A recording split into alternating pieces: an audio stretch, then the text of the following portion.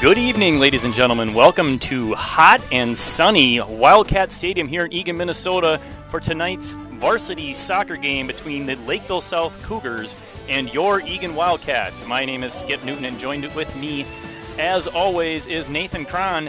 Nathan, we had a good but not great week last week. I mean, the girls played competitively. They played good soccer. Probably not the results we wanted, but man, they can't rest on their laurels. They gotta step it up and get another busy week this week. Yeah, they have another busy week this week. Skip, the last week was like a box of chocolates. It was a win. It was a loss with not playing well against Shakopee, or not really up to their potential, and then playing a really good game against a very good Minnetonka team and losing in the second period of extra time on a penalty kick that some people weren't really sold on. But, you know, great effort on Saturday against Minnetonka, and obviously Coach Ekstrom and the Wildcats will look to build on that coming forward. Yeah, it's a tough way to lose a game. You know, when you play a tough team, you play them, you know, really well, and then, you know, it's a questionable call to give the PK, which of course is not a sure thing, but it is obviously your best chance to score.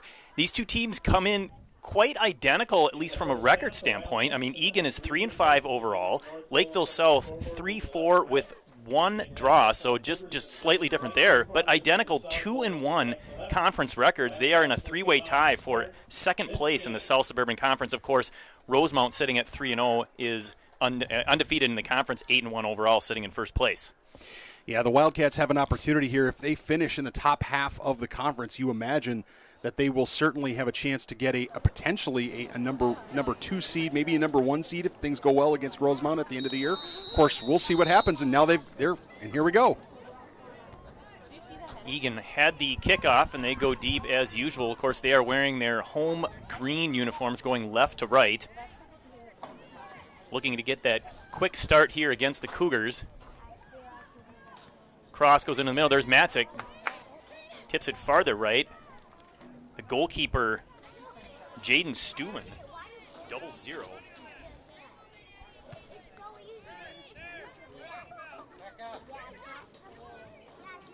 Plays that. Now we've got off of Eagan on the punt. Cougars will throw it in. Headed by the Wildcats. Played deep there by number 24. That's Cassie Turner. Stolen by the Cougars. There's a give and go down the right side, but Leitenberg gets back, covers that well, and then goes up to Matzik. She's got it. She's looking for a forward, but that one doesn't connect. Trying to get it to Addison Tanner.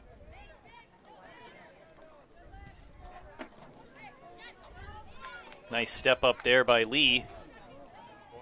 Trying to connect with Matzik, and once again, Stuman out off her line, aggressively playing that one. Nice play there by the goalkeeper for the Cougars. Addie Tanner's first start, I believe first start of the season here for Coach Sherry Ekstrom, and she's going to be looking to bring something to the attack, and that is a quick start, as you've pointed out, Skip Newton.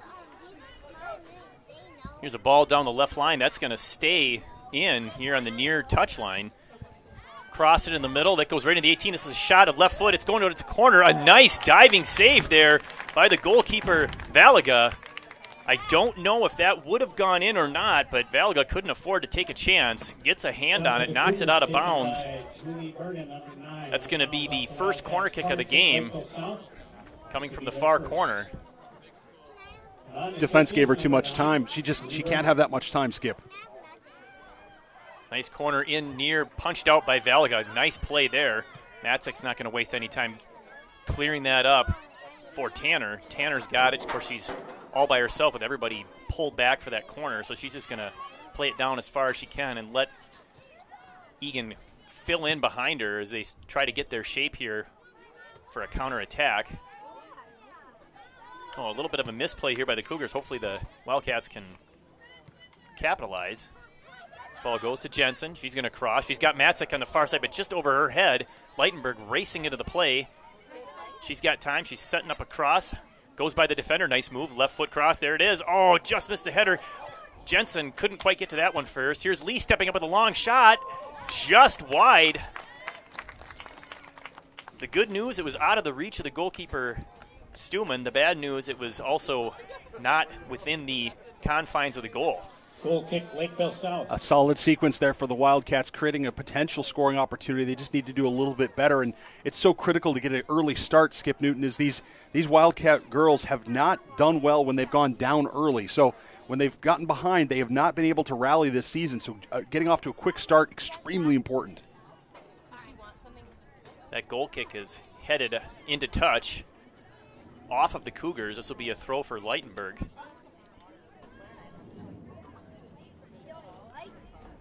Looking for Matzik.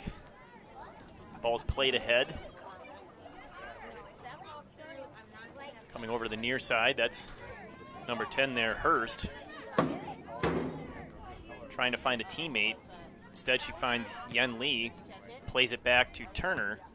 She goes deep with it.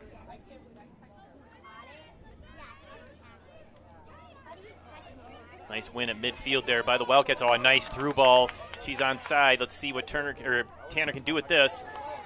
Kicks it off the defender. Unfortunately, right back off of Tanner. An unfortunate double bounce there, or that would have been a potential corner kick for the Wildcats. Instead, a goal kick for the Cougars.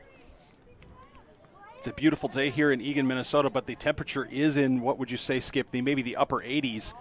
And there's a bright sunshine, so we'll see how that affects or impacts the game, as these girls might start to wilt maybe a little bit earlier in the half than they normally would.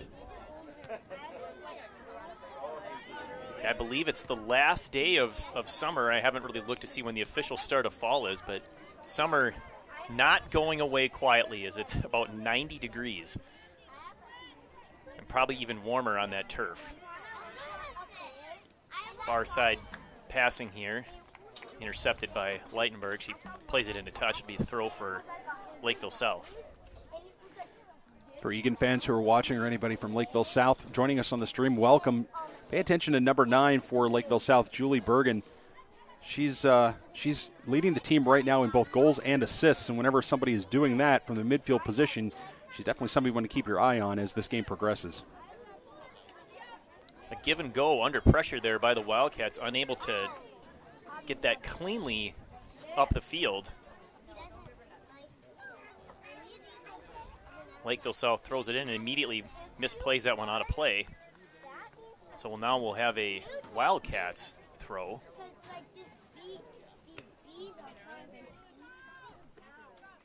And again here for number 5. Oh, hands it off to Turner. Big throw by Turner. Really got her whole body into that one. Nicely done. Unfortunately, off of Enning.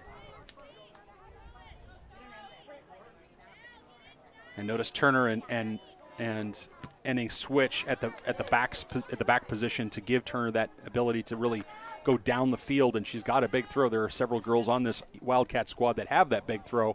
And it's a nice weapon, and it's something that the Wildcats certainly could be making use of.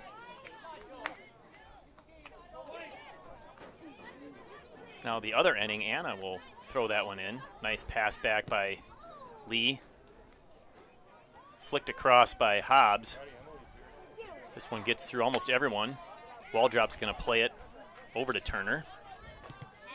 Tries to go deep. That one's deflected by number 7. That's Jocelyn Grossman. Just a sophomore for the Cougars. Eagan controls on the far touchline.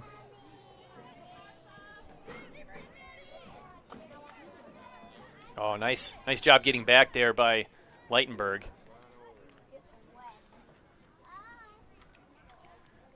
You know, Skip, we mentioned Rosemount earlier in our section here, and of course the Lakeville schools are in the section with the Rochester schools. Last time out, the Lakeville's girls had a 0-0 draw with Rochester Mayo, and before that lost 0-2. So you have an offsides there on Tanner. Lost 2-0 to Rosemount. So I mean, this is, you know, Rosemount, one of the top teams probably in the state. And this Lakeville South squad kept it very close. Indirect free kick for the Cougars. Now this feels like it'll be a fairly close game. We've seen a few lopsided games in the Wildcats' favor here at Wildcat Stadium. These early indications appear that will not be the case today, but you never know when a team will get hot. Nice defense over there by Kira Waldrop, keeping it away from the center. A couple of girls for Lakeville South looking for that cross. One in the box, another one right at about the 18. Here it gets over to them. Nice volley. That's a difficult save.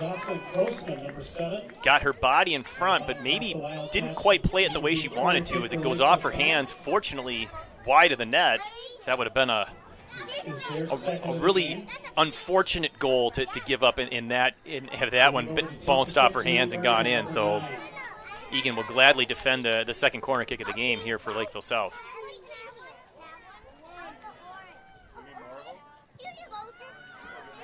Another nice corner. It's into the box. No one seems to have control of it yet. The battle is won by Matzik. She clears immediately. Nicely done. This is going to be Tanner, again, all alone after the corner clear. Just trying to keep possession. She looks back for Enning. Played into the middle and then deep into the box. Valga comes off her line. Easy pickup there.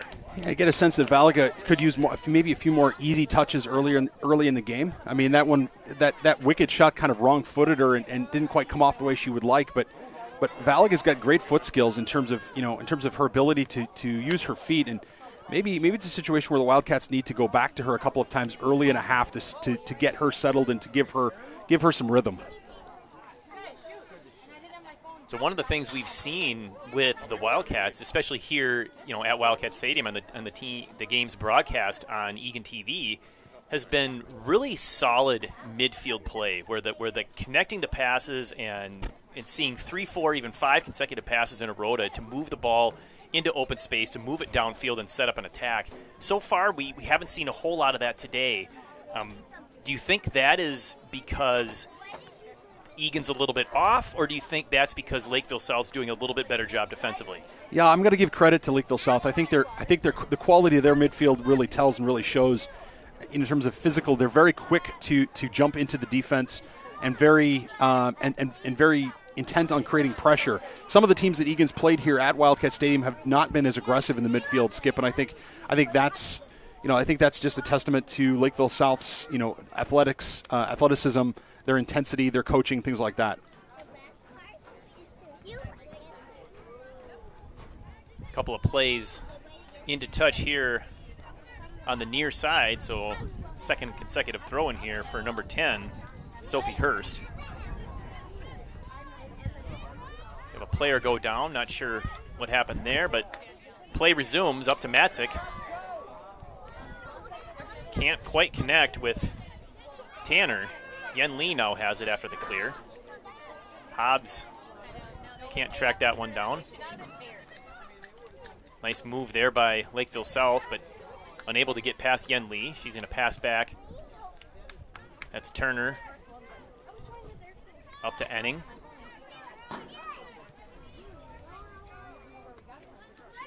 Here's the other Enning playing defense. She harasses the dribbler just enough to force it off her foot. Nicely done. That was Jocelyn Grossman, number 7. It's 2-on-1 here on the near touchline, Skip, and the Wildcats are just not reacting to it. Number 9, the one that we talked about earlier, the one to watch out for, that's Julie Bergen with a long shot. Couldn't get quite enough on it. Easy save there for Valaga, but wide open in the middle of the field.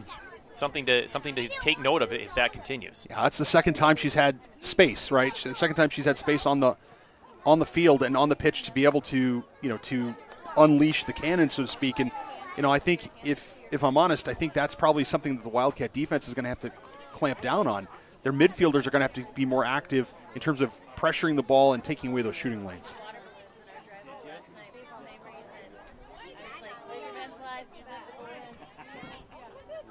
Jensen played that one into touch. We'll have a throw in here again for Hurst.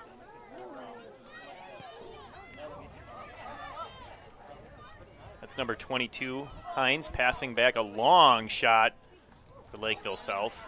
Maybe a little too ambitious there, about 45 yards out. Nice catch by Valga. No rebound is to be had.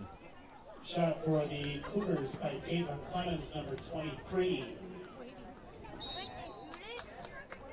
Well, Have a foul there on the Cougars. I was just going to mention, I think if I'm not mistaken, Skip, I think we've got a 3-0 shot advantage for the Cougars. The Wildcats just have not been able to threaten the Cougar net at this point.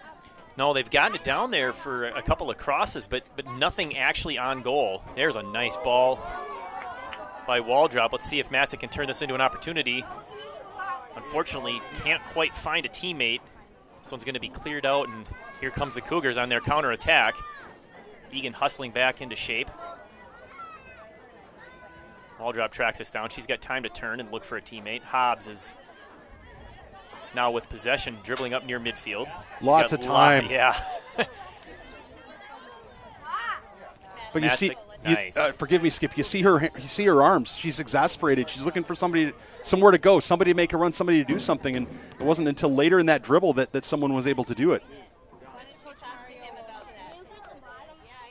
Played down the far touch, and the Cougars give up on that one. We're going to have a bunch of substitutions here for the Wildcats. While that is happening, we would like to welcome Eagan Wildcats soccer fans. I'd like to extend a very warm welcome to our Eagan Athletic Association soccer players and coaches who are in the stadium tonight. We're so excited to have them here as young EAA players so they can get a look at how their hard work and dedication can lead them to possibly playing in this stadium and representing Eagan High School. All EAA players and coaches, please stand and... Not that part. My bad. We do want to thank the players and coaches for joining us and cheering on both Wildcat varsity soccer teams tonight. They will be recognized at halftime of tonight's game, and we again appreciate them for joining us and cheering on the Wildcats varsity soccer teams. Meanwhile, the Wildcats try to put some pressure on. That one's played safely into touch on the far side, but a deep throw-in here. I believe that's number 16 into the game, Catherine Cron. I'll get you the rest of those substitutions as we spot them. I know number 22, Emma Fetzich, is also in the game. I believe Josie Seehafer, number 18, in that forward. Waldrop has that. Nice short passing there to get Eagan headed in the right direction. Down the near touch. Oh, a nice little fake there by the Wildcats. Looks to find somebody at the 18 with the negative pass.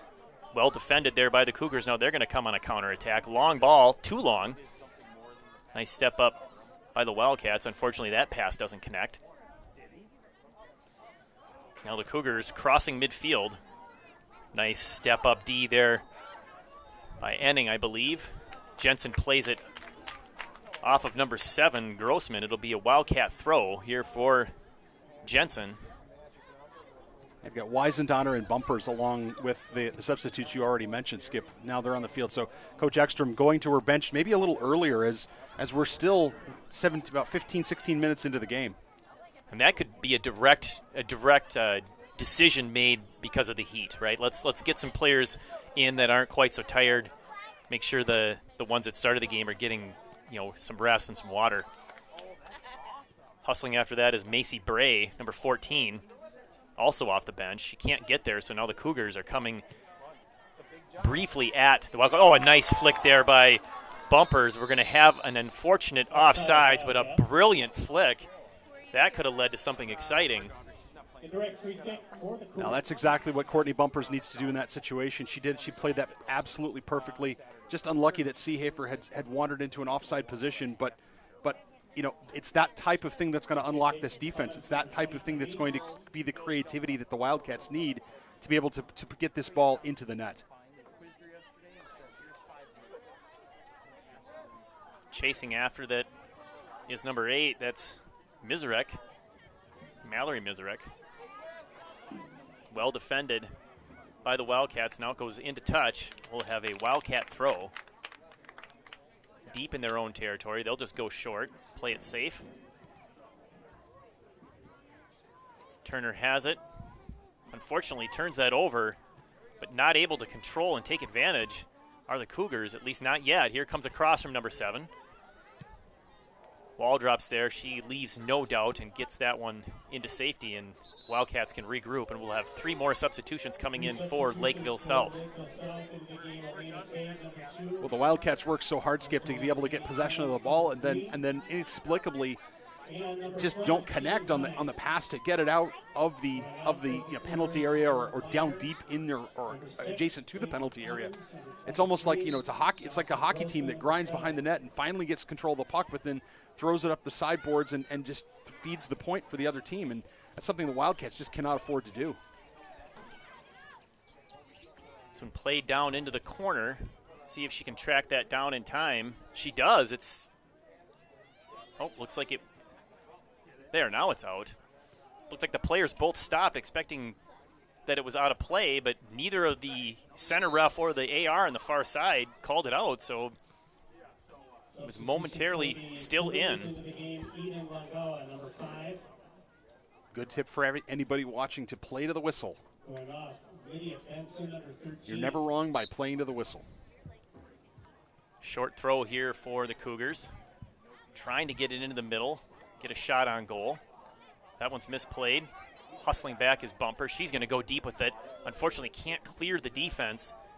She had Seehafer racing. Oh, nice pressure there by Seehafer. Almost picked that one right off the foot. She did deflect it into touch on the far side. But had that been just a little bit less of a carom, she could have been off to the races, at least down the far side with a ton of open space. That's definitely the kind of play you want to see out of Josie Seehafer as we now come to, I think we're going to have a water break here, Skip. The South Suburban Conference's guidelines regarding water breaks for players when there's a certain heat index, and the heat index, as we've mentioned earlier in the broadcast, certainly high enough. But that's the type of play from Josie Seehafer that she's really good at. She creates turnovers and is able to go the other way, and no question, if you give her some space and give her the ball, she's going to make good things happen. So we are almost halfway through the first half. Little update here on the statistics. Nothing on the scoreboard, of course. Still 0-0, but 3 shots for the Cougars, 1 for the Wildcats. The 3 saves for the Wildcats, of course. The one Eagan shot went wide, no save there. And just two corner kicks in the game, both taken by Lakeville South. So I would say a moderately more pressure on the Wildcat goal than on the Cougar goal, but nothing alarming, nothing that can't be turned around, of course, but something that, the Wildcats probably need to pick things up a little bit, string together some more passes, look for that open space, and see if they can at least start to challenge the Lakeville South goalkeeper. Yeah, we haven't seen the Wildcats really test the Lakeville South defense yet, have we, Skip? We haven't seen them really put them under pressure, either with pressing and not letting them out, or by using 1-2s, passing combinations on the side. A lot of the Eagan offense so far has been through balls or a bit of kick and chase, and that's fine. But it's probably not what Coach Ekstrom really wants the girls to be doing long-term throughout the entire course of the game. She would like to see her team get extended possession in the attacking third. We are now back to live action with the Cougar throw-in immediately taken away by the Wildcats. That pass temporarily gets by Wildcats. Nice dribble by Jensen to open space. She's going to go back for Enning. Cross to Bray. That one's kicked deep. Waldrop has it. Pass for Weisendonner doesn't quite make it. Kron's got it. Looking in the middle. A lot of balls up in the air. No one really passing on the ground to feet here. Kind of back and forth as it crosses midfield into Eagan territory.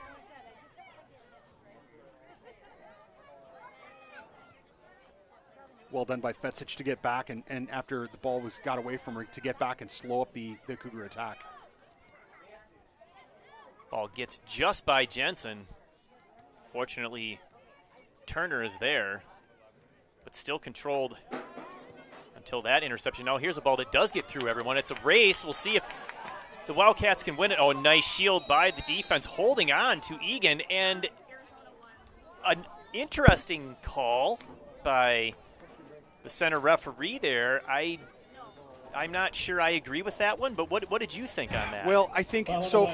It's Greg Weber's got a difficult decision to make there. It's either going to be a free kick for the Wildcats, just outside the penalty area, or it's going to be a foul against the Wildcats. And honestly, I think where Seehafer made the mistake, if I could say it, is her contact's in the back with an extended arm. It was kind of from the side and from the back, and so I think that was the problem. As the other player, the Lakeville player, turned, Seehafer's arm was still extended, giving her a push, and I think that was probably where the foul really occurred. But as you say, Skip, it was curious. It was very curious because an argument could be made that Seehafer herself was being fouled, perhaps. The exciting part that we didn't mention was the speed with which Seehafer put on to almost win that ball, and that would have been a clean breakaway had she gotten in between the defender and the goal, because the goalkeeper had not come off her line, so she would have had some space, maybe about 10, 15, maybe 15 yards to work with to get a control of the ball and able to put on a good shot. That would have been easily the best scoring chance for the Wildcats had she had just one more step. Absolutely. And Seehafer, remember, if we don't have the replay, but remember Seehafer started a good 10 yards behind the back defender. She outran the defenders, and I think that's what we were talking about earlier, Skip, is what can the Wildcats do here to create scoring opportunities. And one thing they clearly can do is they can push the back line with speed with Seehafer. Nice deflection there by number 22 of Lakeville South. That's Avery Hines. It got past Waldrop, but Turner over there to back her up. Those two play just really good center back defense together, complementing each other very well. Not a whole lot gets by them. Speaking of not getting by, excellent job there by Madeline Hobbs. Matzik back in the game. She's got it. She's looking to connect with Seehafer. We'll see if that speed holds true here. It does. She's in the free. She's got a chance. It's only her. She takes a left-footed shot for the far post. It goes just wide. No passing option as she not only sped ahead of the Lakeville South defenders, but also ahead of her teammates. It was one on two with about two Lakeville South girls coming from behind. So she had one decision to make, really, and that was to put a shot on. And it was a good decision, unfortunately, just a little wide. But nice scoring chance there for the Wildcats. Again, that speed that we talked about earlier, paying dividends. Seehafer will be unfair on herself. She's going to be hard on herself there because in her mind, that's a situation where she needs to put the ball on frame. Now, she may not score, but she needs to put it on frame, and that's what she's going to think to herself. And she's, but at the same time, as you say, there's no scoring opportunity, Skip, if she doesn't use her world-class speed to get to that position. Well, how many times do we see a great scoring chance and the person takes a shot and it goes right straight to the goalkeeper, when they have this huge net to shoot at. So I do like that she's aiming for the corner. And the far post is usually the one that's the more open. So it was a really, really good decision overall, just a little off frame. And, of course, it's her off foot, too. I mean, she's right-footed. So, I mean, she's doing the best she can with her left. And, it's still a credible opportunity for the Wildcats. Free kick here for the Wildcats. A big boot by Waldrop. That one's headed out, but right back in by Yen Lee. That's going to be a goal kick. Coming up on 15 minutes to play in the first half. The Wildcats into the game. Still scoreless. I will say that we did see Seehafer leave last week one game with an injury. And so it's good to see her back out here. Obviously, that injury not serious. And obviously, her speed doesn't appear to be affected either. Yeah, right? I mean, if that's her injured, I'd hate to see her 100%. This one is played just a little far. A nice ball there by, I believe, Kron. Unfortunately for the Wildcat forwards, Stuman was off her line aggressively. If she hadn't been there, that could have been quite tantalizing. Kron, nice use of her body to keep both the ball and the defender where she wanted them. Oh, an offside. She came from an offside position to play that, came back. Well, she must have been really running because because if she was in an offside position when the ball was played, she was a good 10 yards on sides there. Boy, what an interesting call. I wish we had the replay, but Caitlin Matzik must have been really moving to get back that deep.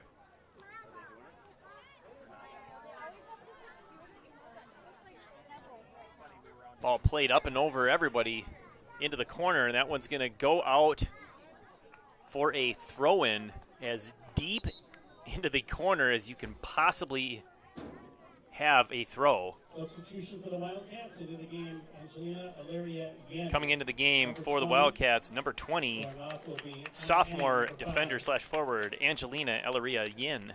She's going to go in at defense all the way down to the near corner.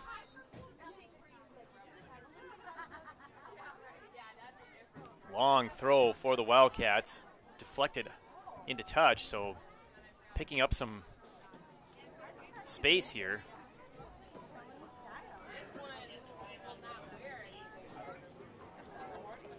Another big throw. That one's going to hop over a couple heads. I like that the Eagan forwards are playing closer together, Skip. It's an opportunity for them to work together as opposed to being on their own individual islands. And that could be maybe a coaching adjustment or a strategy change there with the substitutions. You know, reminding the players, hey, if we're closer together, we stay connected. We don't have to do all these long balls. Pick and choose our times when to go up and over the top. Flicked in there by Enning. Let's see if she can win the ball. She does. Looking to create some space. Nice defense by Lakeville South. Left foot clear. Goes right to Yin. Yin trying to get around the defense. Falling over the ball and into touch. It's a quick throw by Yin. Nice restart. Hobbs. Boy, Plays it. This one goes off and another throw it. Boy, just thought there might have been a handball in there. That ball was bouncing around at the mid-level, the chest level for several girls, but obviously the referee didn't see anything. Turner, here comes that big throw.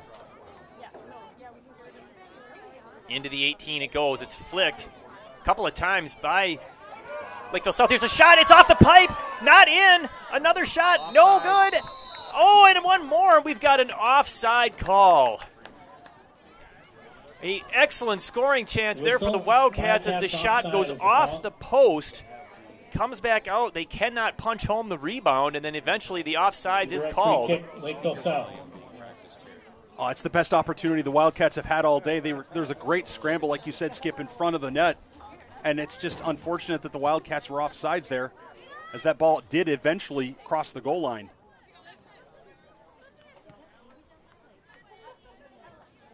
Ball's played down into the Eagan defensive side of midfield. Turner will take the big throw.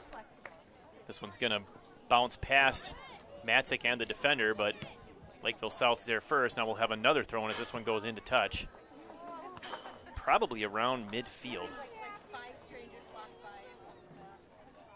With the random table that nobody uses sitting there. Here's Matzik. Nice control. Lovely touch. Oh, great pass to Hobbs. Now she's looking for a teammate. Double teamed and loses it. Fighting to get it back, though. Well played. Nice job by Hobbs. She wants a call, a push from behind. Does not get it. Nicely done that time by Hobbs. You lose the ball, but you play good defense and you prevent Lakeville South from creating from that opportunity. Seahaver's going to check out of the game now, along with about half of the Lakeville South Cougars. Substitutions, both teams for the Wildcats. Addison Tanner, number 7, back into the game at forward. Multiple substitutions for the Wildcat girls and boys booster clubs would like to thank their platinum sponsors this year: Eagan Arms Public House, the Twin Cities Orthopedics, the Urgency Room, Wave Soccer Club, and Willie's Edina Realty. Thank you so much to our platinum sponsors for their support of Wildcat soccer. Back in is Lydia Benson, number 13. Enning had it, trying to connect with a teammate. Here's a long ball played in. Matzik is onside. Unfortunately, a collision in the box. That is a easy call. Yes, that was the situation of the truck got a lot of momentum, and the brakes are not working. So So we're going to make sure we're going to use the goalie as the break, and that's as you say, Skip. That's an easy call for the referee. Not intentional. Yeah, No, she was no. at full speed, Yes. and the goalkeeper came out, did her job, and unfortunately, her job meant she put herself right in the middle of the lane where Matzik was running, and by the time Matzik knew she was there, it was collision time. So fortunately, no injuries. That's a second good ball in from Cron in this half, Skip, from that side. It seems to have, when she puts it in, the last 2 times she puts it in, it seems to have a little bit of backspin on it.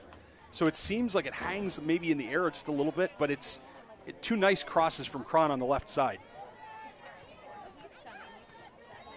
Like a golfer that plays it past the hole and then rolls it back.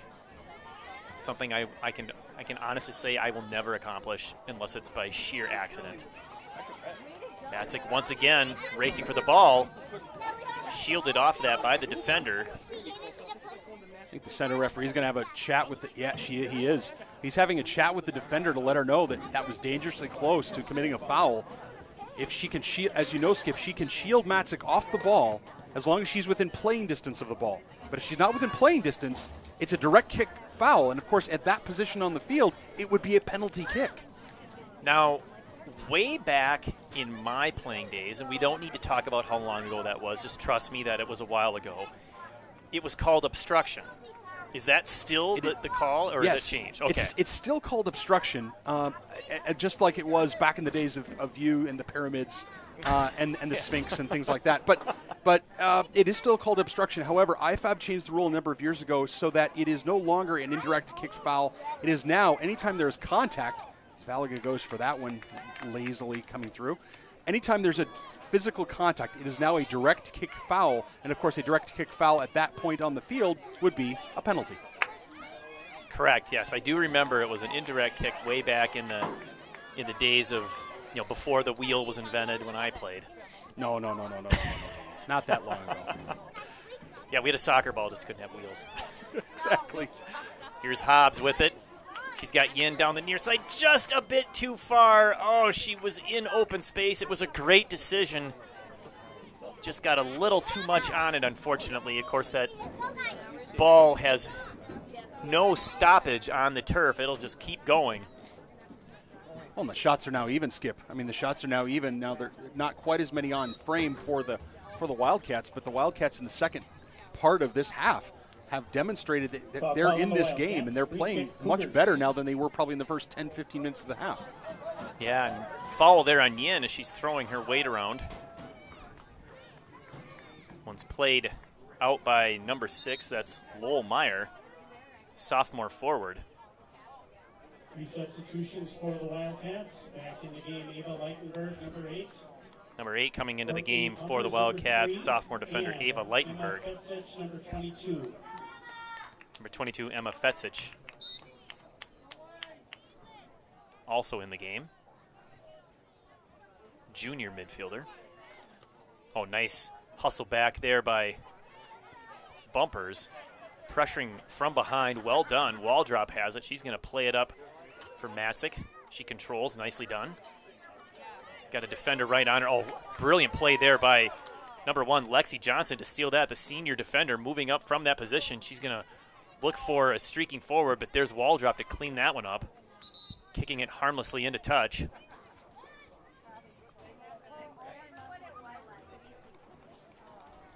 Nice play there again by Lexi Johnson of the Cougars. Substitutions coming fast and furious here. I think that the heat is definitely a factor. Avery Hines, number 22. Julie Bergen, number 9, are back in.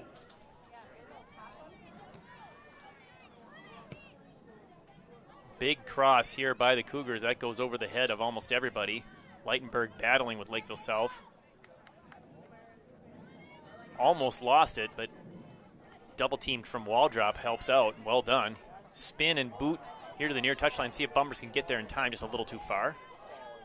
Oh, and misplayed, unfortunately, there by Caitlin Clemens. Junior defender. Yin will throw this in.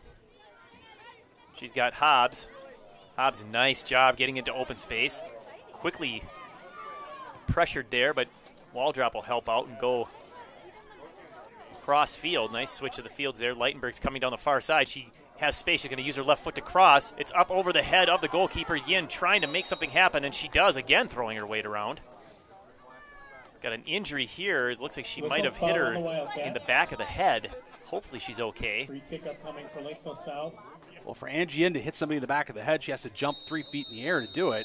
Center referee So stops the I clock. don't think, Injury on the again, I field. don't think there was anything in that. I couldn't tell if she hit her in the back of the head or maybe she lost her balance in the air and her head hit the turf skip. That might have happened too. Center referee's going to have a quick talk with Yin to make sure she understands that she needs to be much more careful and be careful of the head contact. I do like that proactive refereeing, though. I like explaining to the players, hey, you're on the edge there of being in trouble, so let's talk about it and let's make sure that you understand. So if you do this again, don't be surprised if there's if there's a card involved or a potential penalty. Yeah, I agree. I always enjoy it when referees, kind of become, teachers of the game on the field.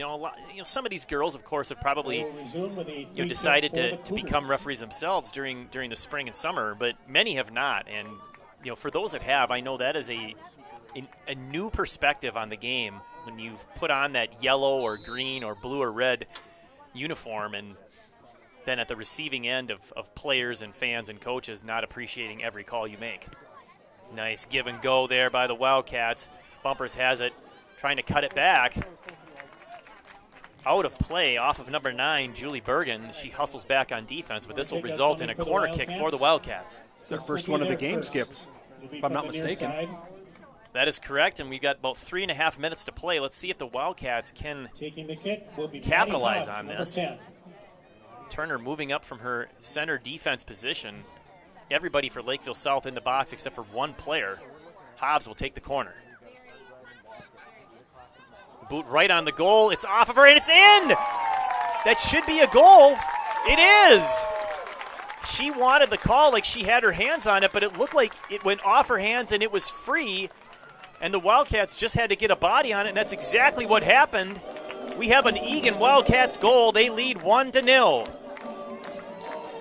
Well, that's the kind of thing that the Wildcats have got to have in a game like this. They've got to have a little bit of grind, a little bit of luck, a little bit of, if it was hockey, you'd call it puck luck. As it is, let's thank the soccer gods. But that time, Stuman had, as you say, Skip, she tried to go for the ball. She had her hands on the ball for a moment, but it was free. And then, of course, once it's in the air or free, it's an absolute jailbreak, and the ball is sloughed in. And I could not pick up who it was. We'll have to wait for the official announcement. Just a great play there. I'm hearing it's number 7, Addison Tanner, the junior forward, getting the goal, just getting a body on it and knocking it in. Of course, didn't have to deflect it much as it was about 1 to 2 feet off of the goal line, if that. A big goal as Eagan capitalizes on the corner kick by Hobbs. 7, Addison Tanner. Tanner from Hobbs. Number 10, Maddie Hobbs. 1-0 in the 37th minute here. And that's Tanner's first varsity goal, Skip Newton. What a time to pop one in for the Wildcats. Just a huge goal right at the end of the half. If the Wildcats can maintain this lead going into halftime, that's a big momentum boost. Hobbs has it and says, forget maintaining a 1-goal lead. I want another one. I'm passing down the end. Let's go. She crosses. She's got one. It's a great ball. In there, the Wildcats, just kicked away. That had to be a perfect play by Tanner in order to control that and then get it into space. I mean, surrounded by Lakeville South defenders, but a beautiful ball into the 18. And we're going to have another corner kick, the second of the game here for the Wildcats. Oh, Yin was absolutely brilliant. That was absolutely fantastic. She dropped it right in front of Tanner and gave her a great opportunity. It was either concede the shot on net or concede the corner, and the Lakeville South defender did the right thing. Hobbs goes short with it this time. Minute and a half to play. Back to Turner. Wall drop. She takes one that's deflected. Played by the defense and now out. Here's Turner. She's going to look for, looks like Leitenberg on the far side. An interesting decision there. Normally I would like the switching of the fields, but she wasn't open. I think I would have preferred her to just loft it back into the 18 where all of the girls were still remaining as a result of the corner. Well, as much as a good short corner, well worked, can create a good opportunity, Skip Newton, that was not a well worked short corner. That was the ball was not, it didn't have the right weight. It wasn't put to feet. It wasn't where it needed to be. And so it's, I think, a situation where the Wildcats have got to say to themselves, well, look, guys, we can't do that if we can't execute it. Okay. Now I'm sure on the training ground they've done that 5 times this week, 10 times this week, and it's been perfect. But in a game situation, you've got to make sure that you find feet on those short corners. Well, that's always an interesting, choice as a fan of the game and watching the games, especially after they just scored on a corner kick. You think, you know what, we just put one in. Let's just try that again. But we're down to the final 20 seconds here, and it looks like that one was deflected off of the Wildcats. So we're going to have a corner kick for them. Of course, they're hustling because that clock does not stop. We are down to 10 seconds as they want to get this kickoff in time, and they do. It's into the box. Oh, a nice header out by the Wildcats. The volley is well played. Oh, and deflected. A nice deflection. We don't know what would have happened had that gotten through, but we do know it saves the 1-0 halftime lead. A little bit of a flurry there at the end. Lakeville South just running out of time. Nice defense there by the Wildcats to preserve the lead. Couldn't tell who it was, Skip Noon. Did you happen to pick up the number? I did not. There's just too many green jerseys and girls with similar looks from this distance for me to tell. But it was a nice header off the corner, and then on that shot, deflecting it up and over the net as well. We don't know what would have happened if that had gotten through. So well played there by the Eagan Wildcats. A goal by number 7, Addison Tanner, off the corner kick from Maddie Hobbs, gives them a 1-0 lead going into halftime. We'll be back for the second half. It's 1-0. But at halftime, we do have teacher appreciation here. So all of the seniors will be gathering for teacher appreciation. So enjoy that at halftime. We'll be back in just a little bit. Thank you, ladies and gentlemen.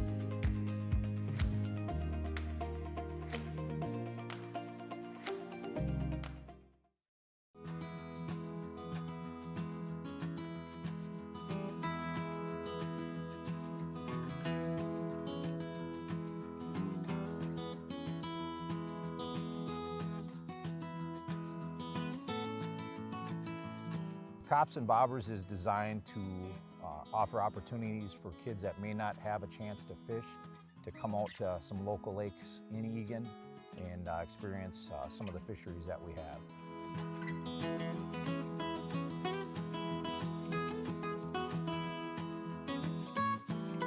And they'll be spending time out in the boats with some of our officers. They'll be spending time fishing from a pier behind us. And then they're also going to get to see what we do on a daily basis. I came out to learn a little bit about fishing and talk to the police, see a little bit about how they interact with the community. It's a way to see that the police are good guys, that they care about the community and care about, making memories with family and with the community. You might only see us on your worst day. This gets to show you that we are people. We're invested in this community, and it's a way for us to give back.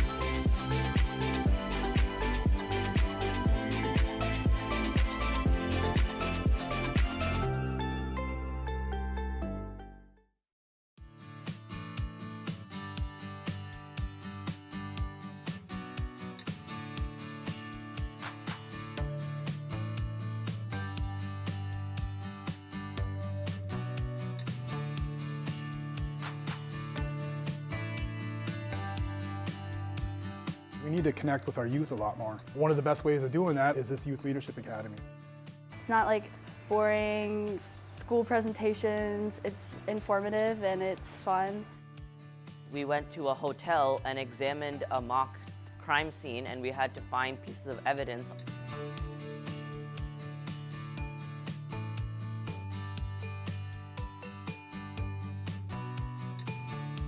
It was an outstanding event. It was an outstanding group of kids, just remarkable. And to be part of something like that, huge. This is an important time for them when they are in high school and making important decisions in terms of what they're going to do, what they're going to study, but also how they can start contributing with their communities. I know that no matter what field I go into, I will be a very good leader there because of this.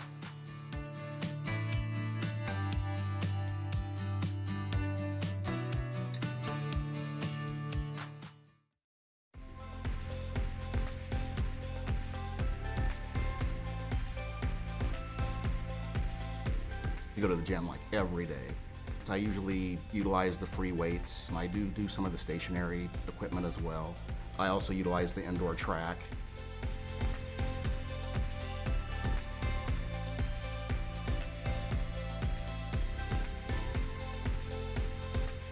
If you're an Eagan resident, do yourself a favor and check out the Eagan Community Center.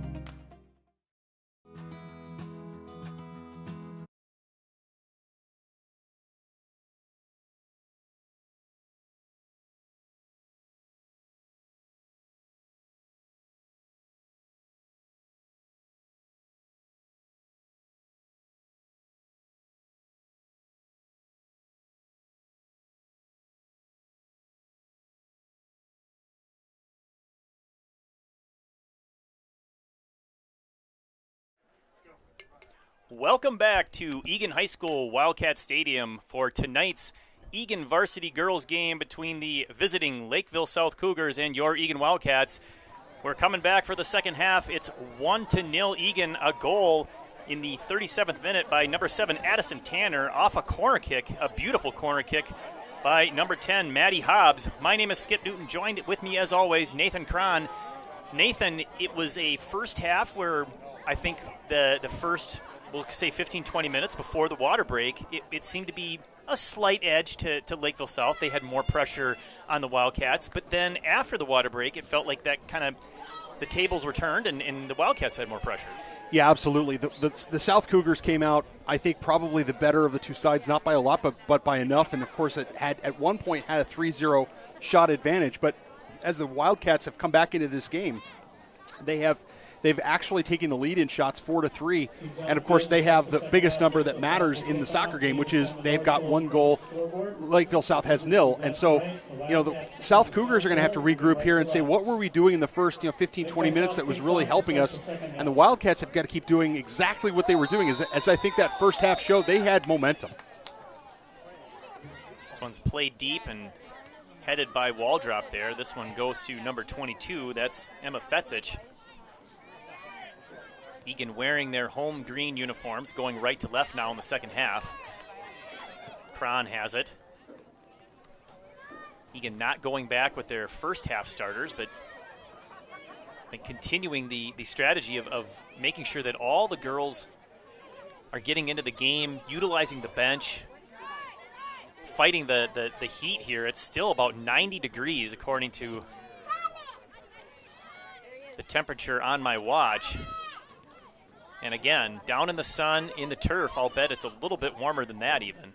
Oh, a nice long ball there by Fetzich. Got a great foot on that. Smart of the defender to play that away from Seehafer. If you give Seehafer a sliver, she'll, as we've seen already, Skip, she'll take it. Jensen, nice job shielding the defender off of her. Unfortunately, can't quite get control. She was fighting a double team. Waldrop has it now. And we've got Yen Lee back playing center back, Skip. Yeah, an interesting change there. We got a few lineup changes. I guess that means that number 24, Turner, not in the game. It's very rare to not see both Kira Waldrop and Cassie Turner on that back line playing center back together. It's almost as if the Wildcats can't decide if they've changed formations or maybe it's just because of the ball on the near side. We'll check that as play continues. This is number 22 for Lakeville South crossing it. That was Hines. Weisendonner comes back, plays it to Jensen over on the far side.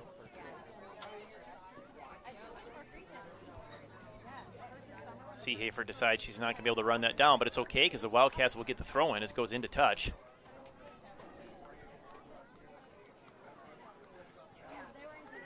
Lakeville South girls have 15 goals for, now 13 goals against for the season. So they were averaging about 2 goals per game as Seehafer makes a run there. So I mean, Skip, if you look at the statistics, it will tell you that another goal might see the Wildcats clear on this game. But at the same time, Lakeville South haven't conceded very many. Yeah, and I think that speaks to what we've seen. The Wildcats. I don't know what the statistics are, but a lot of the times I've watched them, I feel like the strength is on their back and in their midfield, so they also don't yield a lot of goals. I mean, it's tough for the opposing team to put one in the net. And, these, which is why that one goal was so huge in the first half. I mean, to get that lead right before halftime, it really sets the tone for the second half, and now the pressure can be on the Cougars. If Eagan can nick another one, a 2-goal lead, like you said, that could be it.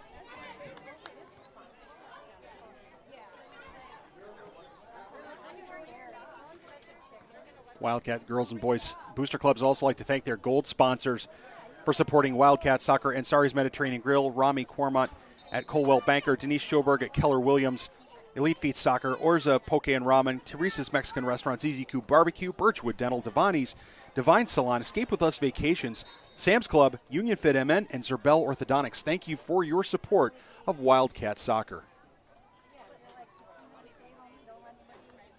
More throw-ins on the far touchline. Couple of heads there. Settled by the Wildcats. This is Weisendoner. Gets it up to Seehafer, but that one's well defended, but she gets it right back. Now she's got Cron. She's going to have to hustle to get there. Defender had position. This is Lee. Wall drop. Back to Lee. She goes long. That one gets by everybody. Now Seehafer on her horse trying to win that one. The defender was closer. Nice step up there on the far side. I think that might be Enning. She's pushed from behind as she passes it down the far touchline. We'll have a free kick here for the Wildcats. One of the few free kicks that's anywhere close to the Lakeville South goal. So this one should be able to be dropped in to the 18 into the box area. Hopefully we can get a deflection and get a good shot. Does that. It falls harmlessly to the ground. Nobody playing that in the air. A little strange. Ball drop defending. Now she's going to have to back up as that one goes back.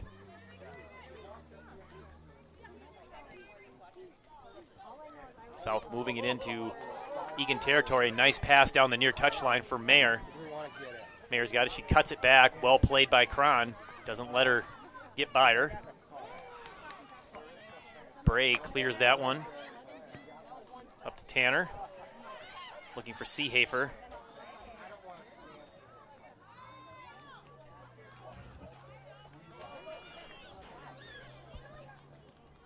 Cougars going to a lot of short passing here, finding some success as they're stringing quite a few together. That one's deflected to Weisendoner. Nicely done. Bray has it. Up to Seehafer. She flicks it over to her teammate. I think this is Tanner. She's going to get there before that goes out of bounds, but knocked out by number 2. That's Elena Cade.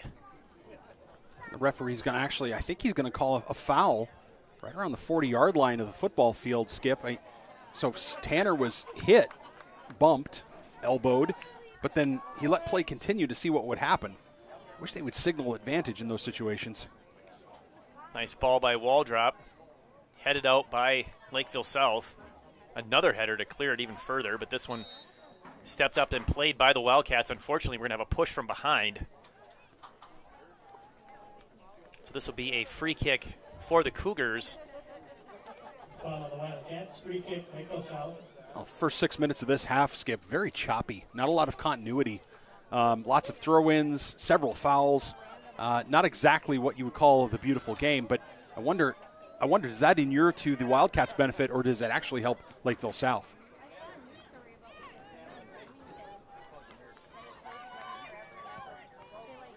Long ball, well headed by Waldrop. Had that gotten by, that may have been trouble. Would have been a foot race there with Lakeville South's forward, number 6, Mayer, and Cron, the defender, on this side. But all that is for naught, as now Lakeville South controls it. The middle of Eagan territory. Nice move there, but good second defender by Enning. Weisendoner has it. She's trying to cut back past the defender. She finally wins that battle. Well played. Bray passing it up, looking for Seehafer. She's got speed. Can she get by her?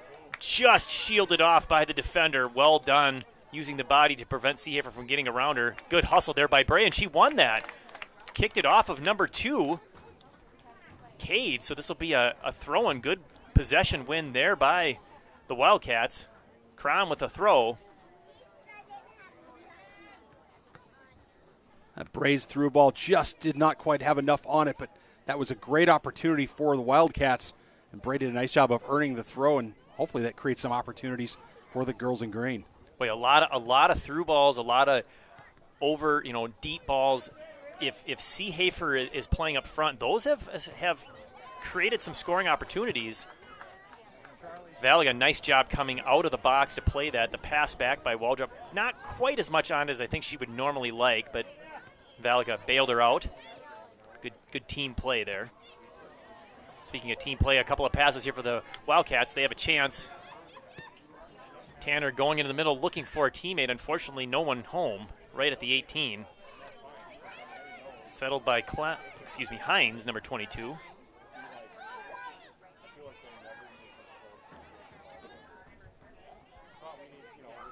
Yen Lee has it. Can't connect with her midfielder, so now Lakeville South coming back looking for that speed move. Cron defends that perfectly.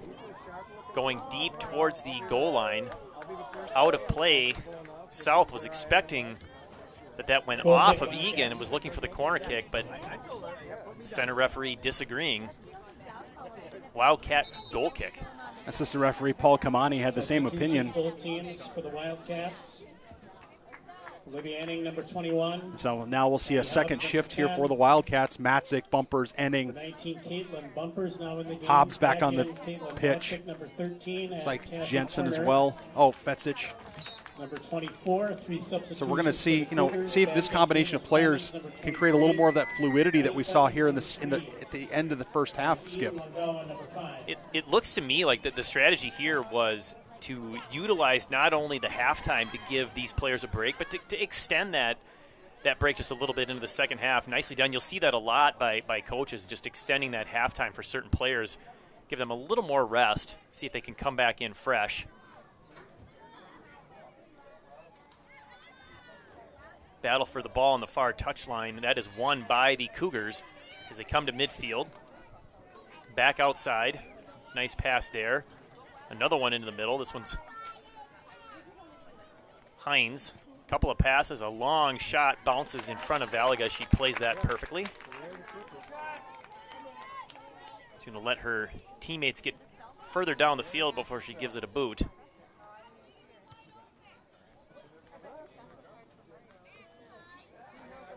Controlled by the Wildcats. This is Jensen.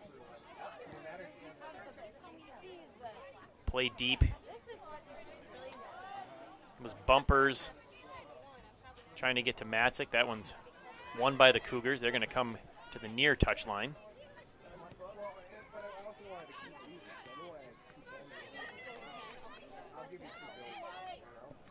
Nice play by Hobbs, splitting defenders after the pass from Cron. She's going to go with the through ball.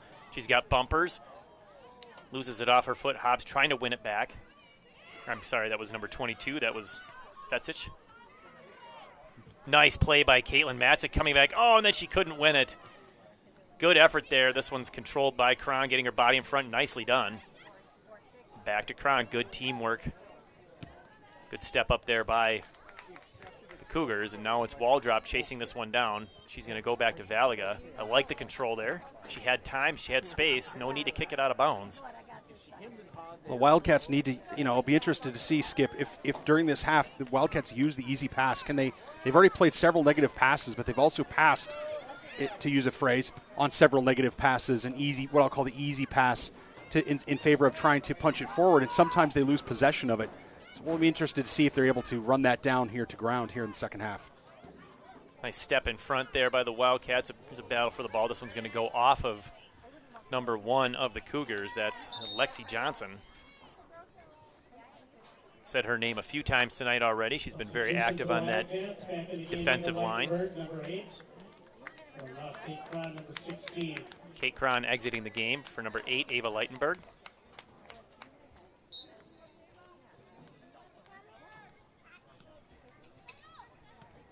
Coming up on 27 minutes to play. 1-0 Eagan on a goal by number 7, Addison Tanner.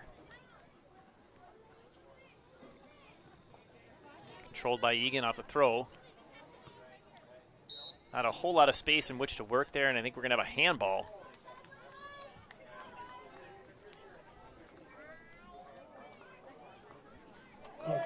Also like to see if the Wildcats really demonstrate, Skip, some real soccer IQ. Now, granted, I'm not suggesting they go into park the bus mode. They still need to attack the Lakeville South goal, but will they be conservative with the ball? Will they make good decisions with the ball? Will they take the opportunity on throw-ins to take an extra 3 to 5 seconds? Let's see what they do. Will Valaga on a goal kick drink from her water bottle. I'm never letting that go. Oh, no. I don't think you should. As we get a foul here against the Wildcats, and a good bump from Leitenberg on Clemens. But no, I've never seen a referee allow a keeper to go back and take a long drink out of a water bottle before a goal kick. I can't imagine what was going through the center referee's head at that time. But he did it all game, virtually all game. Yeah, and for those that didn't see that game, this was a boys varsity game. It's not like they were substituting. I mean, it was literally live. Everybody was waiting for him to kick the ball. He just sipping on the water. It was crazy. Oh, we're going to get another foul here on the Wildcats. This one's on Enning. So moving a little bit closer, still about the 30-yard line of the football field. So that's a good 40 yards from the goal line. I can't say that I saw a foul there, Skip. I mean, Enning, obviously there's contact, but it looked like Enning it was a fair challenge for that ball, but referee Weber obviously disagreed. Big kick into the box, looking for some sort of a rebound, I think. A curious decision there. I think, maybe lofting one up in front would have been, created a better scoring chance. That one really just bounced harmlessly to Valaga. Yeah, these Cougars have some size in their forward and midfield, and some height. And when I say size, I don't mean I mean height and athletic ability. It'd be nice to see them have an opportunity rather than a ball harmlessly going to Valaga if you're the Cougars. That ball won by the Cougars, unfortunately for them, played past the goal line for a goal kick. Ball out of bounds off the Cougars, goal kick, Wildcats. It's a situation where Anna Enning, the freshman, she's a freshman. She's playing varsity soccer. She's obviously a very quality player. But somebody either needs to tell her what to do with the ball, or somebody needs to open up to give her an outlet. She tried to play the ball back to Turner, but Turner was likewise marked, and there just wasn't an option. That might have been a situation where instead of playing the ball back in that way that created a turnover, maybe it's just blasted out of bounds into touch, let 15, 20 seconds more run off, and then set up on defense. That's exactly what happened on that play, so now we're going to have a throw-in here. Lakeville being harassed by Yen Lee. She's now defending two different girls. Good recovery there, and she wins it. Well played. This is Turner. Well, that's a situation where Yen Lee had an opportunity to play a very nice short ball back, right? The easy pass, Skip, and she wasn't doing it yet. She wasn't doing it because the ball got back to Turner because the Lakeville player put pressure on her. But it was Turner needs to let her know, hey, I'm here. Give me the ball quick, and I'm facing the defense, and then I can make a good play with it. Number 8 going off, Lydia Benson, number 13. Another ball goes into touch. We'll have a Lakeville throw.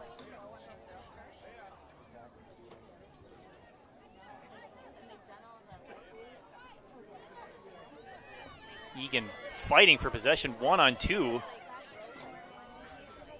The 2 wins. Here comes the Cougars.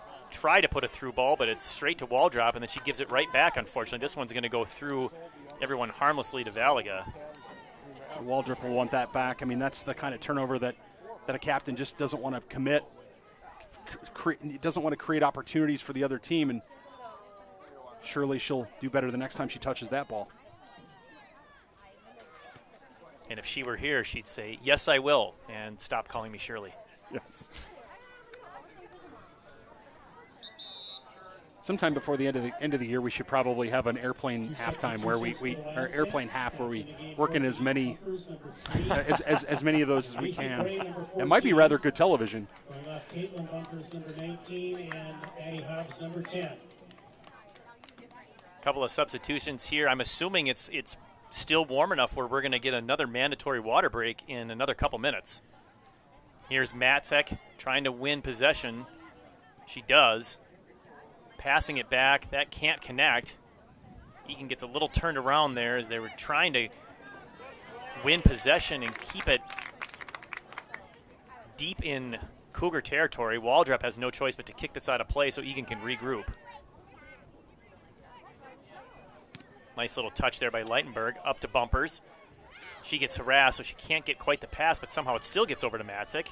Back to Weisendonner. She's going to cut back. Nicely done. Plays it through, unfortunately, just a little too hard. That one goes to Stuman. First time we've called her name this half, and we're almost halfway through.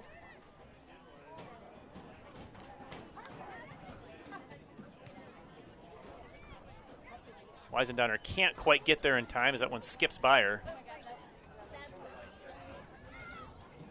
Played all the way across. Leitenberg steps up, wins that one. She's got a chance here. She's got bumpers on her left. She feeds her. Cuts to the middle. Back to Bray. She takes a touch. Harass, so she finds, I believe, might be Weisendonner. Back to Yen Lee. Eagan controlling the ball, but can't get it into a position to fire off that shot. Oh, nicely saved there. Now we're going to get a cross off the defender, and this is going to result in a corner kick. Those of you who watched the first half, you'll know the lone goal of the game, a result of an Eagan corner. Wildcats holding on to the ball too much there, Skip. I mean, there were times where they had teammates open with open space, and for some reason, unclear to us in the booth, the girls were just holding on to it and dribbling with their heads down. They've got to talk to each other. Kick goes into the 18. That one's headed, but nowhere in the vicinity of the goal. Looked like it was Weisendonner that was able to get some piece of the ball in there, but there were a ton of girls in between her and the goal, so that goes nowhere. We'll have a deep, semi-deep throw. Staring into the sun here is Turner. All the way into the 18, almost like a corner kick. Matzek can't get it, but she keeps the other team from gaining possession. Lee steps up, tries to short hop, volley that one onto goal. That's a really tough ball to kick, especially when you're being pressured by the side, and of course it goes harmlessly out into touch. Yeah, that'll be a situation where as we come down to our mandatory water break here for the second half, and the clock will stop at 19:36. But yeah, Yen Lee would definitely like to have that one back, Skip, as that ball flicked well off of her foot and went in a direction she definitely didn't want. So we've got 19:36 to play. It's still 1-0. Eagan scoring that goal in the final 3 minutes of the first half. I would say, similar to the first half, the Lakeville South Cougars have had a little more pressure on the Wildcats than vice versa. Hopefully, what happened in the first half can repeat itself, and that the Wildcats will adjust and come out in this last 19 minutes and put more pressure on Lakeville South. What do you feel they need to do to either hold on? It'd be great to nick that second goal, Skip, and you're absolutely right. If they do, given Lakeville South's propensity to score in the way they've scored this year, you would think a 2-goal lead is probably going to be safe for the game. At the same time, it's South Suburban girls varsity soccer, so you never know. But I really want to see the Wildcats control the ball. I want to see them protect the ball. I mean, think of it this way. The soccer ball is the program. The soccer ball is the program. It's every player who came before. It's every player who came after. It is everything. I mean, the program is in that ball. You have to protect the program. You have to protect the ball. And so the girls really just need, I think, to control the ball and keep possession of it. Now, that may or may not necessarily jibe with what the directions they're getting on the bench. Maybe the bench wants them to be more surgical, be more clinical, try to go down the field. But as an example, there were a couple of situations in the last few minutes, Skip, where I said, well, look, she's got a pass. A player has the ball, she's being pressured, she has an easy pass to a teammate, and she's not making the pass. Well, make the pass. Let's see if we can make the pass, use a few more seconds, protect the ball, keep possession of it, and see if we can take this to a happy conclusion. And not making that simple pass is really uncharacteristic of the Wildcats. That's something that we've grown to see, repeatedly from this team as the season has gone on. So I think that's a lot of why we're a little surprised that we're not seeing it here today. It just not typical Wildcat soccer, from the last couple of weeks where they just love to string together, multiple passes to possess the ball. For the Cougars, returning after the officials' timeout. Nice control there, and turn. Well played there by Enning. She's going to go deep. Good speed there, the Wildcats. She's going to take a long shot. It looks like that one went through the football uprights. Tough angle field goal. Can't tell if she might be just tying her shoe. That was bumpers. Good burst of speed down the far touch.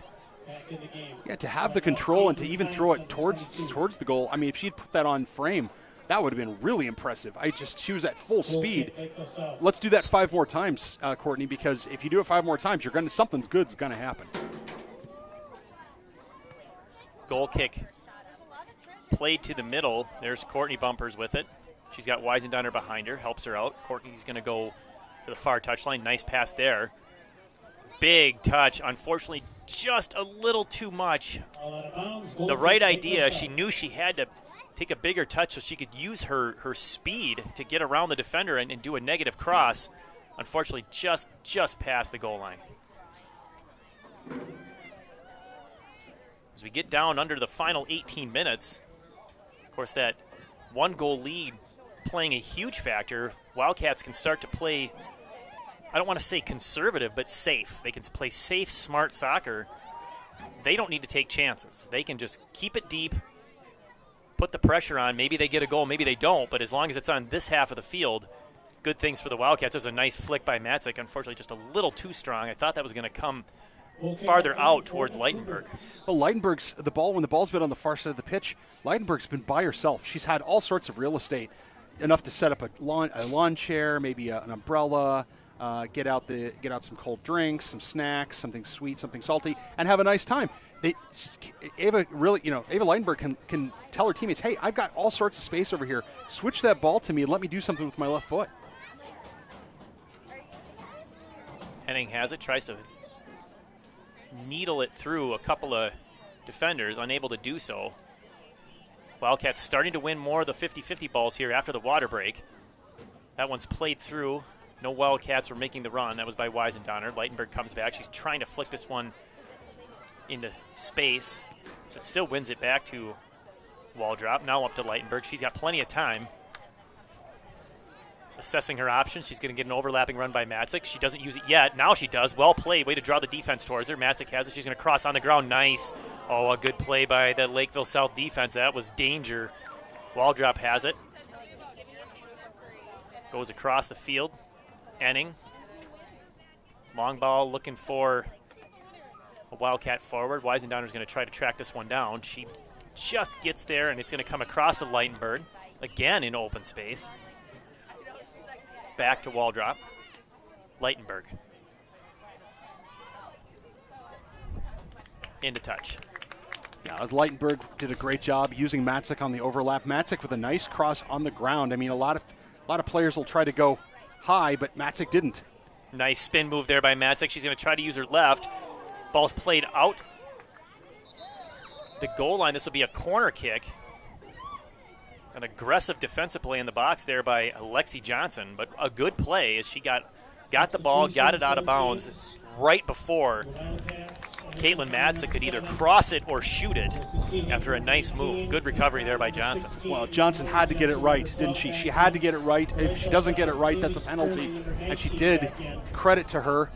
Now, what will the Wildcats do with this corner opportunity? A little bit of a wind, maybe moving from their away from the goal out towards the midfield. The sun is set enough where it's no longer in the eyes of any of the players, so that's a nice thing on that corner. Probably keeps things a little bit cooler on the turf. Unfortunately, the head shot goes wide of the net. We're going to have a goal kick here. Under 15 minutes to play.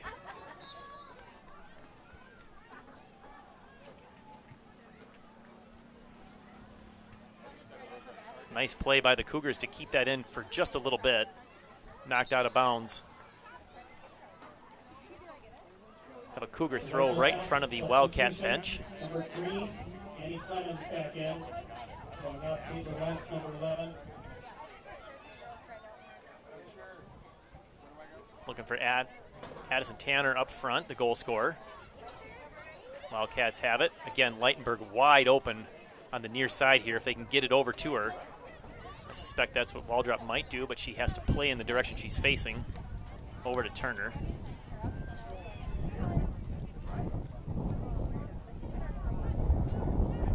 Long ball. An offside call. Another one where did she come back to that? Because Lexi Johnson was very deep. I mean, she was standing back 10 yards off the 18. I wish I would have Been using my wide-angle lens on that one. I could have seen what was going on. Turner plays that free kick up, and now the Wildcats have possession. They're going to go long again. Well, none of the Wildcat forwards were up with the defenders. The midfielders have got to recognize that, I think. I think they've got to recognize, hey, if the forwards aren't next to the midfielders, playing a long ball like that may not be the right play. Leitenberg uses her body to shield it off. Unfortunately, Waldrop's ball goes into touch. We're going to have a throw right at midfield. I mean, as fast as Seehafer and Tanner are, they're not, giving the other team, 10 to 15 yards of a head start. It's going to be very, very difficult to create an opportunity. Yen Lee with a rare pass to the other team. I don't think she was aware she had a lot of time. Let's see if the Cougars can capitalize. Leitenberg wins that one. Over to Waldrop. It's 2-on-1. See if they can get it out safely, and they do. Ball is in, but the Cougars are going to play that high and into the box. This could be trouble. It bounces once. Valaga is going to be there first. The advantage of being able to jump up and use her hands wins out. Good communication there with the defense and between the defense and Valaga. I mean, that could have been a real hash, but you could hear them on the field talking, saying, I've got it, or you've got it, or somebody's got it.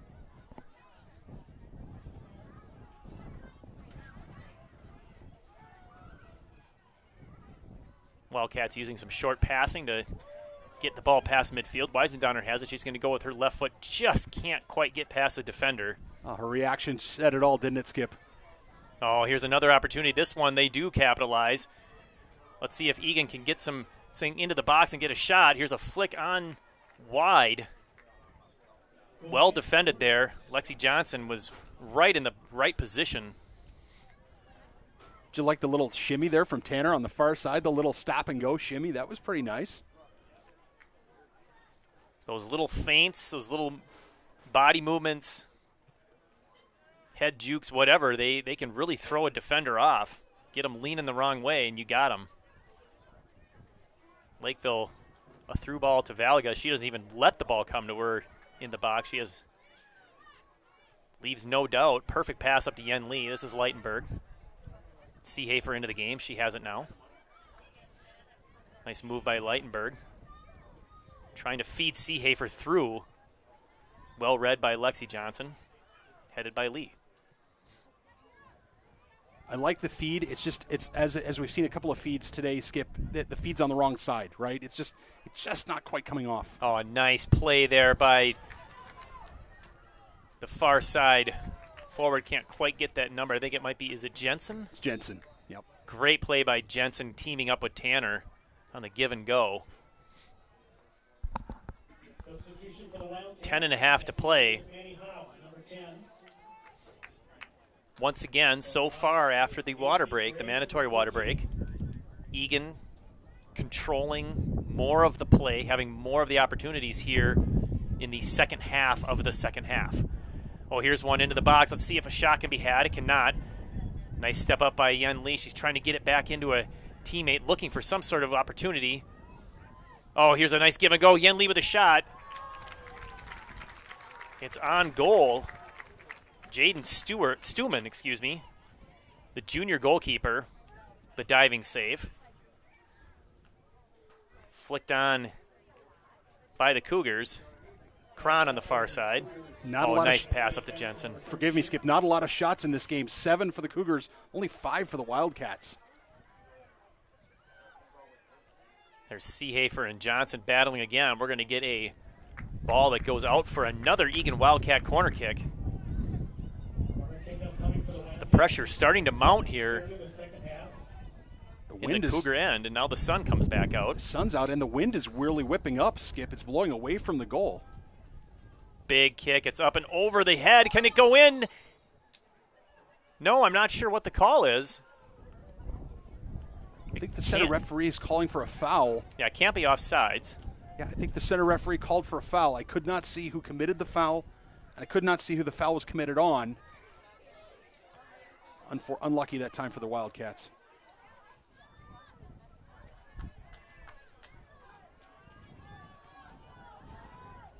Waldrop, nice clear, going right up to Jensen, who controls it perfectly. Lovely touch. Here's some nice passing. Hobbs has it. She's got Leitenberg coming down the near touchline. Hobbs is going to wait till the defense comes to her. Going into the middle now, she might have a chance to shoot, but she's got 3 different defenders to go through. A little bit much for even the most skilled dribbler. A bit aspirational for Hobbs. She had Leitenberg on the side and instead tried to dribble between 3 players. Unfortunately, just over the head of Waldrop, we got a chance here for the Cougars. Deep, they bring it back. Valaga, nicely done as she goes down to the knees, gets her body in front, preventing anything from a weird carom or a rebound. She controls it, and now she's just going to take her time a little bit, not only to waste time, but really to let her team get back into shape.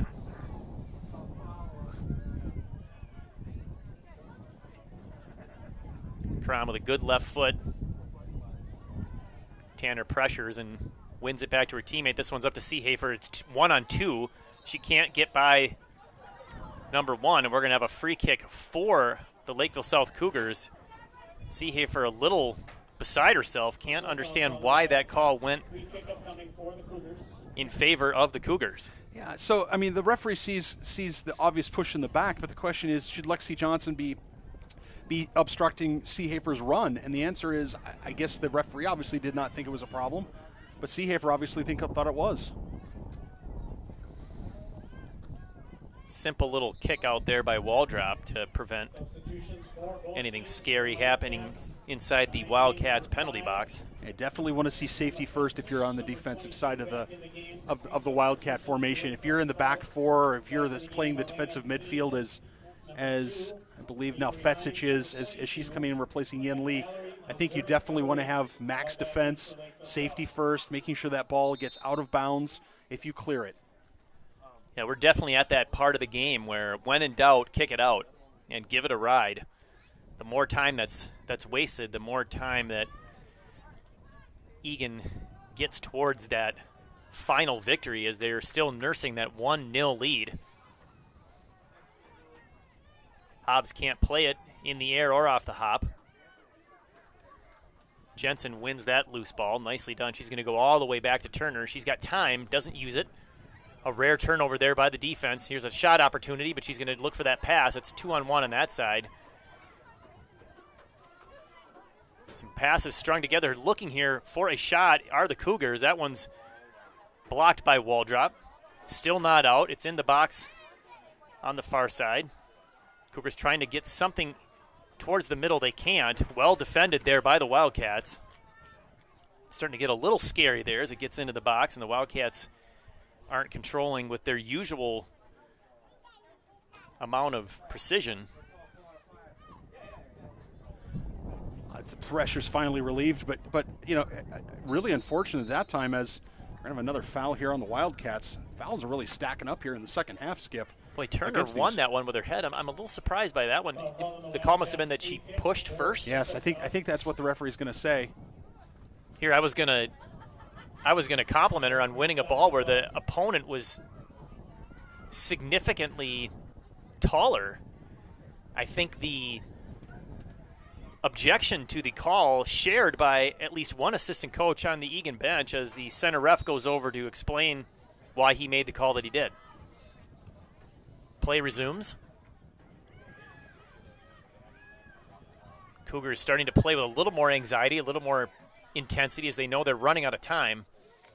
It's fed into the 18, deflected out. We'll have a goal kick with that stiff wind in the face of Valaga.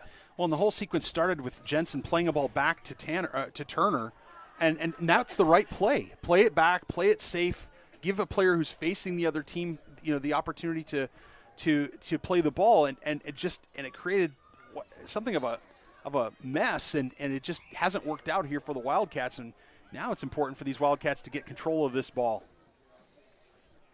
Yeah, if they can get it down into the Cougar zone and keep it there, then that'll really kill a lot more time. Like this is exactly what they want. A little bit of an impatient, I think, decision there by Weisendonner. I think if she had taken a look, she might have seen that wasn't quite what she needed to do. Well, her teammates have to help her out, Skip. They've got to tell her that they're there and open. You know, Weisendonner, if she looks to her left, she's got Leitenberg standing right there, you know, with 10 yards of green grass around her. Fortunately for the Wildcats, Another goal kick here with 4 minutes to play. Weisendonner, one of the players here for the Wildcats with a good left foot. It's her natural foot, so she likes getting it on that left. And we've seen already this year her left foot has put one in the net.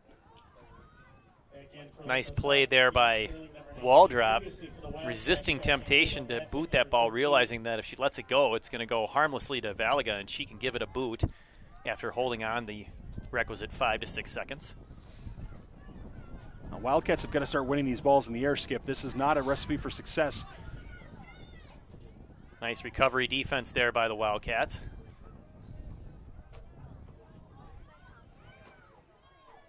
Cleared to midfield. This is Seehafer. She's got space. She should use it. Goes forward to Matzik. Would like to see a little more patience here as the Wildcats get control. They can feel free to dribble it down. Use some clock. Get it down there. Unfortunately, good defense there by the Cougars. Nice step up by Leitenberg. Oh, and they're saying it went off the... Yeah, I was going to say. I was almost positive that was a Cougar throw, and it was. Well, it'll be a test of the soccer IQ. For instance, are the Wildcats going to walk to this throw, or are they going to run to it? Are they going to take their time, or are they, so you heard somebody from the bench, on the Eagan bench, talking about Josie Seehafer going to the corner. So we'll see if that's the strategy once the Wildcats get control of this ball. Valaga is going to come out and play this. It was headed back by an Eagan defender, and for those of you unaware of the rule, if you pass the ball intentionally with your foot to the goalkeeper cannot pick it up. However, if you head the ball to the goalkeeper, they can use their hands. So nice play there by the defense and goalkeeper for the Wildcats, but unfortunately Lakeville South has possession around the 30-yard line of the football field. Ooh, an errant pass, and Leitenberg capitalizes. Seehafer trying to win this and get it back past a defender. Good step up by the Cougars, playing with a little more aggression than they were in the first few minutes of this half, the first 20 minutes. They're realizing that time is running out. Now we're going to get a foul. This is a big call. Not only they have a great opportunity here to center this one into the box, but depending on who's kicking it, this could be a shot opportunity, although it is a tough angle. And the kick, number 9, Julie Bergen. A minute 20 to play. Leading scorer, Julie Bergen, will take the kick. It's on the net. It's a high one. It's a tough one, and it's way high. In fact, off the football crossbar. Got a little too much of it. Julie Bergen is ruled to be out of bounds. Goal kick, Wildcats. The goalkeeper, Natalie Valaga, was on her line and ready to jump up as high as possible, but those high ones might be the most challenging ones for her, given just her lack of height. Nothing she can do about that. Wildcats really scrambling here in the last few minutes, Skip.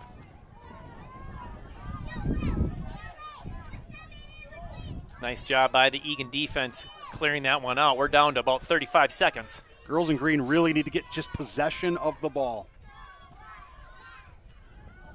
Putting it into touch works too, but I'll take possession, thank you. Little confusion there by the ball girls, so the center ref wisely stops the clock.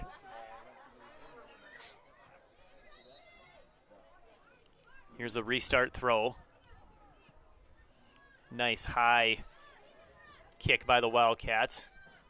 Anytime they can kick it towards midfield, the better. Oh, it looks like Maddie Hobbs took one in the chops. She'll recover just enough to boot it down the field. She is definitely hurting. We got 10 seconds left. Oh, Seehafer runs right by it. We'll see if that costs anything. I don't think it's going to, but you never know. And it will not. Well played there by the Eagan Wildcats.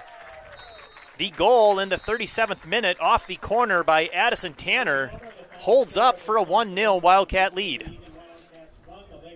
Well, the Wildcats made it interesting, Skip, in the last few minutes. They did not possess nearly as well as I'm sure that they would have liked. They did not create a lot of offensive pressure. They were really kind of holding on there for the last 5 minutes or so, giving Lakeville South chance after chance. But the Wildcats did what they had to do. They kept the ball out of the net. They're 1-0 winners. And on Thursday they take on Apple Valley High School here at Eagan High School, and then on Saturday they play Waconia. So here at Eagan High School, both will be on ETV. So I mean, big week here for these Wildcats with 3 home games. Yeah, a huge conference win here as Eagan advances to 3-1 in the conference, letting Lakeville South fall to 2-2. They are now 4-5 overall. Please stay tuned. In about 20 minutes, we will have the second half of our soccer doubleheader as the Eagan boys play the Lakeville South boys. For Nathan Cron, my name is Skip Newton. Thank you so much to Eagan TV for bringing us this 1-0 win for the Eagan Wildcats. We'll be back for the second half of our doubleheader in just 15 to 20 minutes. Thank you, everyone. Have a good night.